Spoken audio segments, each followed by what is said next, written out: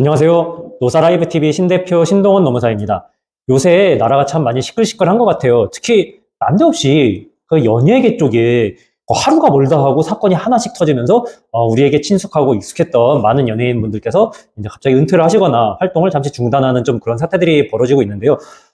이번에 특이하게 거의 아마 작년에 그 뉴진스 사건 이후로 간만에 노동법 위반으로 인해 연예인이 타격을 받게 된 사건이 발생해서 오늘 방송을 한번 찍어보게 되었습니다. 여러분도 잘 아시는 개그우먼이시죠? 박나래 개그우먼이 계시는데 이분이 매니저 두 분에게 피소라고 하기는 좀 그렇죠. 정확히 말하면 소송을 걸기로 한 건 오히려 그 박나래 연예인이니까 매니저 두 분과 법률적인 분쟁이 발생됐습니다. 그리고 그 법적 분쟁이 어느 것이냐?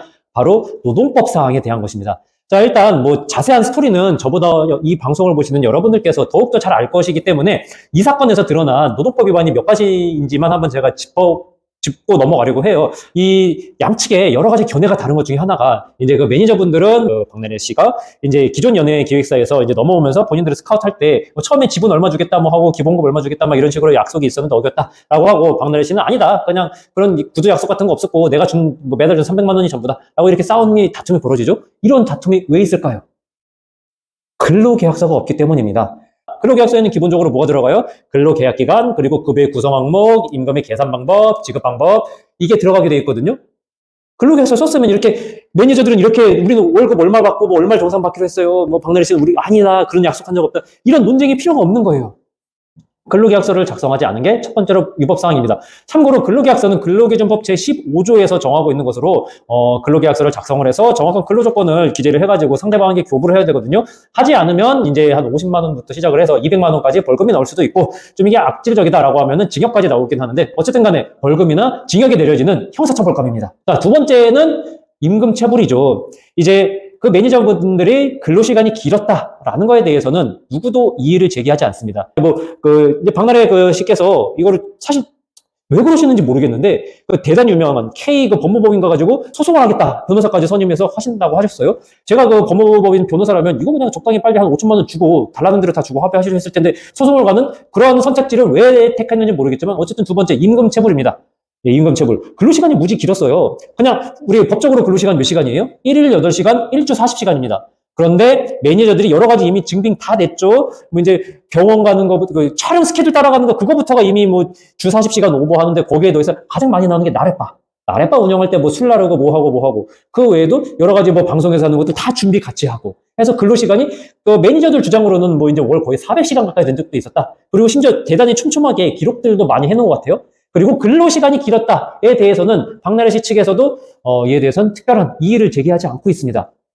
그러면 예를 들어가지고 진짜로 그 말대로 한 400시간 정도 했다라고 하면은 300만 원 월급이었잖아요. 주 300만 원에 400시간 어떻게 돼요? 최저임금 위반도 걸리네?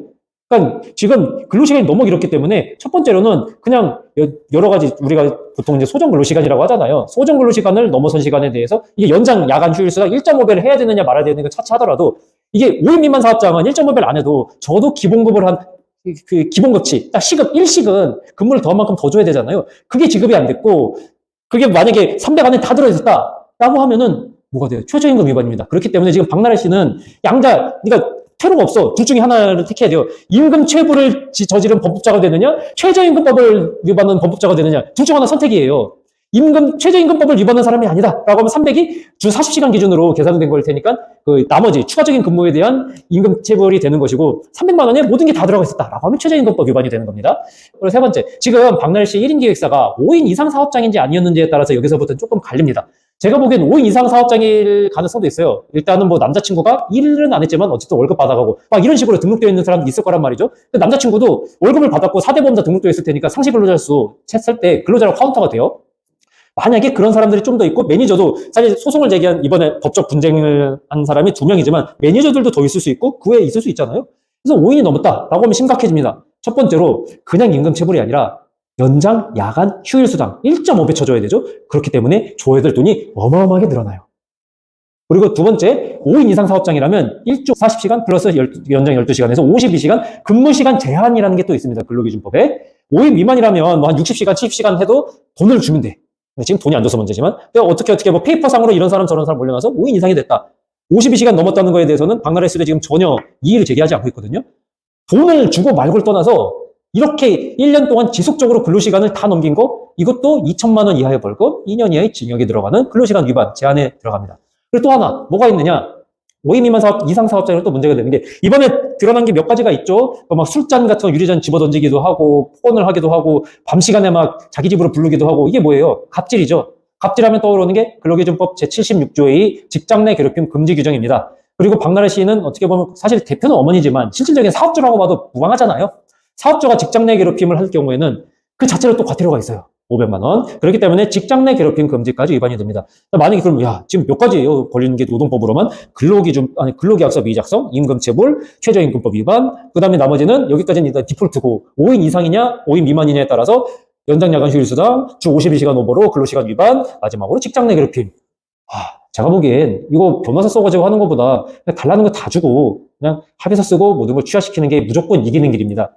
저는 좀 안타까워요. 그 유명한 법무법인의 변호사가 아니라 차라리 이거 노동법 관련되고 하니까 노무법인 찾아가지고 일이 들었으면 거의 99%의 노무사들은 다 그냥 달라는 돈 다 주고 합의하세요 얘기하셨을 거거든요. 이게 너무 안타깝습니다. 오늘 방송이 여러분들께 도움이 되셨다면 구독과 좋아요 부탁드리고 여기서 인사드리도록 하겠습니다. 여러분 안녕히 계세요.